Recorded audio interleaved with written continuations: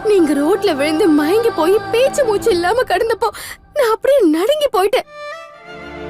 உங்களை ஹாஸ்பிடல் கூட்டிட்டு வந்தப்போ உங்க உடம்புல ஒரு அசைவுமே இல்ல. அப்ப என் நிலைமையை யோசிச்சு பாருங்க. சரி, அந்த நாகு என்ன ஆனா அவனை பிடிச்சியா இல்லையா நீ? ஐயோ அவனை விடுங்க அத்தை. நீங்க குணமாட்டீங்கல்ல, எனக்கு அதுவே போதும். என்ன பேசுற நீ? நாகுவ பிடிச்சாதானே நம்ம கார்த்திக்க கண்டுபிடிச்சு கௌதம வெளியே கொண்டு வர முடியும். அதுக்காக மயக்கமா கிடக்குற உங்களை விட்டுட்டு நான் எப்படி அவனை தேடி ஓடுவேன்? எனக்கு என்ன ஆனா என்ன இலக்கியா?